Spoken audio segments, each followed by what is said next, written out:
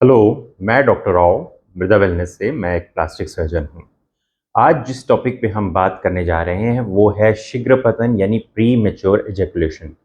ये एक बहुत कॉमन प्रॉब्लम है जिसकी डेफिनेशन भी वक्त के साथ चेंज होती गई, लेकिन प्रेजेंटली ये मानते हैं कि जब एक इंसान, एक आदमी अपनी एजैकुलेशन करने यानी जो उनका सेक्स करते वक्त इजैकुलेशन होती है उसको कंट्रोल ना कर पाए या अपने पार्टनर की सेटिस्फेक्शन से जल्दी कर निकल जाए, तो उसको प्रीमेच्योर एजुकेशन कहते हैं। कभी पहले इसके लिए टाइम भी निर्धारित किया गया था, फिर देखा गया कि हर आदमी में, हर जगह पे, हर रीजन स्पेसिफिक ये अलग अलग होता है। तो फिर जब उसका उस पर कंट्रोल ना हो और अपने पार्टनर की सेटिस्फेक्शन से ही पहले वो इजैकुलेट कर दे, उसका उस पर कंट्रोल ना रहे, तो इसके लिए बहुत सारी थेरेपीज प्रचलित हुई, बहुत चली, और उनके डिफरेंट डिफरेंट प्रिंसिपल्स पे हैं। आज हम उन्हीं के बारे में डिस्कस करेंगे। तो जो सबसे पहली इसमें है वो है मेडिसिन्स दी जाती है इसके लिए। जो सबसे पहला इलाज है वो है कि आप मेडिसिन्स लें, आपको डेली खानी पड़ेंगी। ये एंटी डिप्रेसेंट ड्रग्स होती हैं। मतलब जो लोग डिप्रेशन में होते हैं उनको जो मेडिसिन दी जाती है उसका एक तरह का ये साइड इफेक्ट होता है या इफेक्ट होता है कि वो इजेकुलेशन को भी डिलेड कर देती है, ऐसा लोगों ने नोट किया। तो ये मेडिसिन्स कुछ लो डोज पे अगर आप डेली खाएं तो जो इजेकुलेशन का टाइम है वो बढ़ जाता है। लेकिन यही है कि आपको रोज एक मेडिसिन खानी पड़ेगी, और जो भी है इतनी देर तक एक मेडिसिन को खाना, कुछ साइड इफेक्ट तो होते ही हैं। तो इस तरह से लोग इसको अवॉइड करते हैं। ये इसका प्लस पॉइंट ये है कि सबसे ईजी है मेडिसिन खाना। नेगेटिव पॉइंट ये है कि आपको रोज एक मेडिसिन खानी पड़ेगी, अननेसेसरी। तो ये पहला जो इसमें थेरेपी है वो मेडिसिन की है, जिसके प्लस और माइनस मैंने बता दिए। दूसरा इसमें यूज करते हैं, कुछ लोगों का क्या होता है कि जो आगे पेनिस की ग्लैंस पेनिस होता है, यानी पेनिस का ऊपर का पोर्शन होता है, जो उसकी टोपी होती है, वो बहुत ज़्यादा सेंसिटिव होता है। तो उसमें बहुत से स्प्रेज आते हैं जिनमें ज़ैलोकिन स्प्रे होते हैं जो उस एरिया को नम कर देते हैं। उस एरिया को नम करने के कारण जिन लोगों में ये हाइपर सेंसिटिव होता है, उन लोगों में इसकी टाइमिंग बढ़ जाती है। अगेन फ़ायदा ये है कि ईजी टू यूज़ है, आपने साथ में स्प्रे रखा। नुकसान ये है कि जब भी सेक्स करेंगे तो आपके पास स्प्रे होना चाहिए, पहले आप उसे स्प्रे करें। ऐसे में जो इमोशंस होती हैं वो भी ड्रेन हो जाती है, ख़त्म हो जाती है। तो बड़ा अजीब है कि पहले आप वहाँ पे स्प्रे करके वहाँ पर ये सेक्स कर रहे हो। तो इसका भी ये प्लस और एक ये माइनस है। तीसरा जो है इसमें वो है कि इसमें पेशेंट, बहुत से लोग सर्कमसिजन करा लेते हैं यानी खतना। खतना कराने से क्या होता है कि जो ग्लैंस पेनिस है, जो आगे का एरिया है, उनमें जिनमें ये सेंसिटिव होता है उसमें धीरे धीरे धीरे जो उसमें पहले तो हाथ लगाते ही करंट लगता है, लेकिन जब सर्कमसिजन हो जाता है तो धीरे धीरे उसकी सेंसिटिविटी कम होती चली जाती है। और ये सेम प्रिंसिपल काम करता है जिस पर मैंने स्प्रे बताया था कि सेंसिटिविटी कम होती चली जाती है तो फिर उनका जो टाइम है वो भी बढ़ता ही चला जाता है। तो ये तीसरा मेथड हो गया। तो हमने पहले मेडिसिन डिस्कस की, दूसरा स्प्रेज डिस्कस की, तीसरा सर्कमसिजन। सर्कमसिजन से हम इसकी सेंसिटिविटी को कम कर रहे हैं ग्लैंस पेनिस की। बहुत से लोगों में पूरा ग्लैंस पेनिस सेंसिटिव नहीं होता, लेकिन पीछे एक ट्रायंगल कहते हैं, जिसे ट्रायंगल ऑफ लव कहते हैं, जहां पर एक धागा सा लटका होता है पेनिस के ऊपर से लेके स्किन में।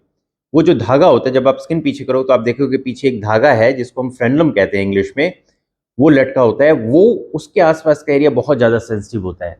तो उस एरिया को हटाने के लिए या उसकी सेंसिटिविटी हटाने के लिए हम सिर्फ उस फ्रेनुलम को काट भी देते हैं। कुछ लोगों में टाइट भी होता है जिस कारण से स्किन पूरी तरह से पीछे नहीं जा पाती, या दर्द होता है सेक्स के वक्त, तो उसमें भी इसको हटा दिया जाता है, जिस कारण से सेंसिटिविटी कम हो जाती है और टाइमिंग बढ़ जाती है।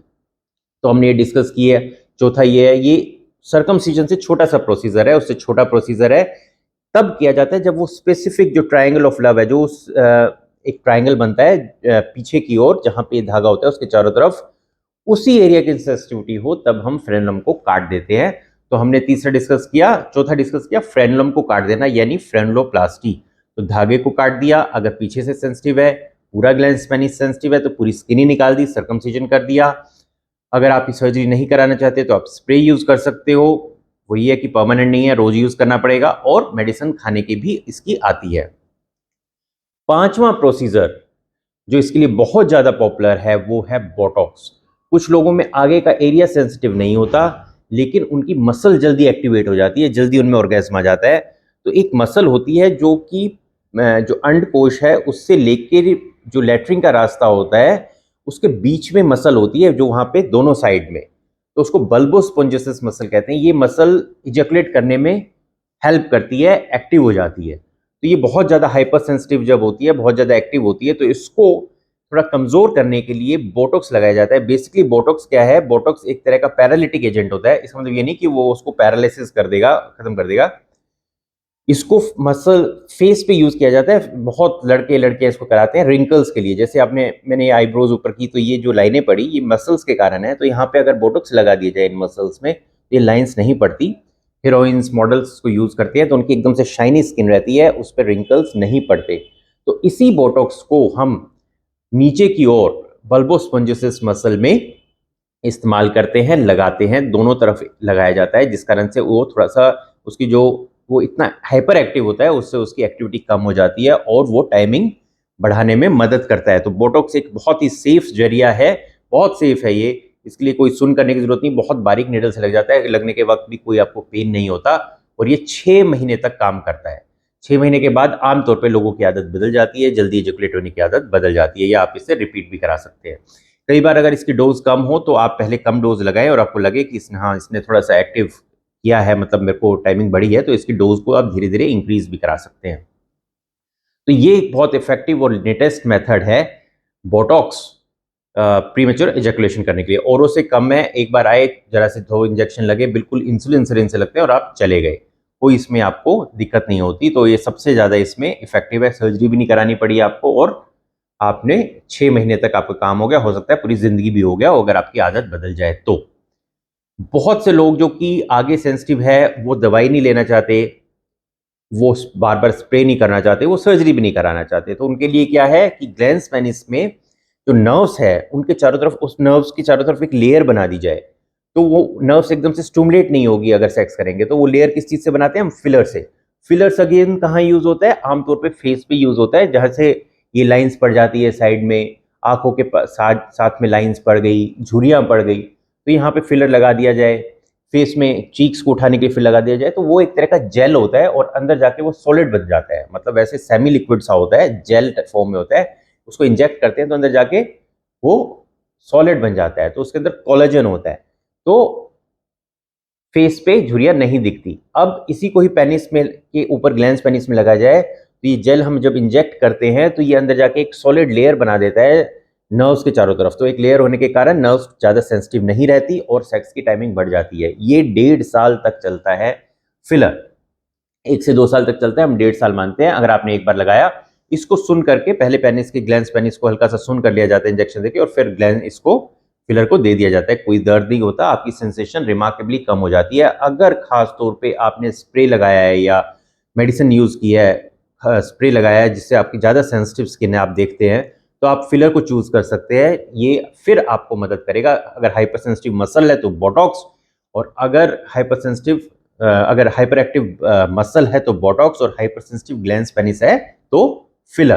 तो अगर आपको स्प्रे से फायदा होता है तो आप उसकी जगह फिलर को यूज कर सकते हैं।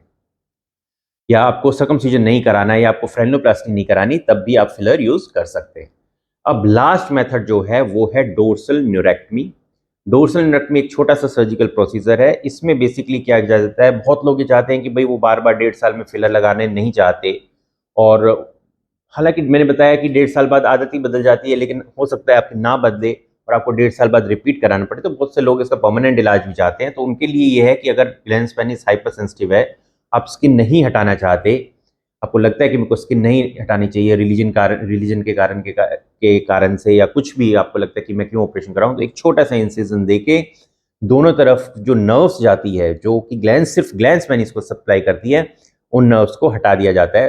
तो उससे जो ग्लैंस पेनिस की सेंसिटिविटी है वो 90% तक कम हो जाती है। तो इसका कारण भी, इसको बड़े सेफ तरीका है ये भी, जिससे हम ग्लैंस पेनिस की सेंसिटिविटी को कम कर सकते हैं बिना कोई और नुकसान किए, और ये परमानेंट है, हमेशा के लिए ग्लैंस पेनिस की सेंसिटिविटी कम हो जाएगी। आपको कोई बड़ा ऑपरेशन यानी स्किन कटवाने की या सर्कमसिजन करने की या फ्रेनोप्लास्टी करने की जरूरत भी नहीं पड़ेगी। तो ये लास्ट प्रोसीजर है। इसके वीडियोस आप हमारे दूसरे चैनल पे देख सकते हैं इन सभी प्रोसीजर्स के। अगर आप चाहें तो आप, हमारे दूसरा चैनल है जिसमें मैंने सभी प्रोसीजर्स के, बोटॉक्स के, फिलर के, डोर्सोलेक्टमी के, सर्कमसिजन के, फ्रेनोप्लास्टी के, हर किसी के वीडियो और फोटोग्राफ्स डाल रखे हैं। हमारा क्लिनिक गुड़गांव में है, जो दिल्ली के पास पड़ता है, और महीने में एक दिन ये प्रोसीजर्स मैं लखनऊ में भी करता हूँ। आपने अपना टाइम दिया, इसके लिए बहुत बहुत धन्यवाद। Thank you.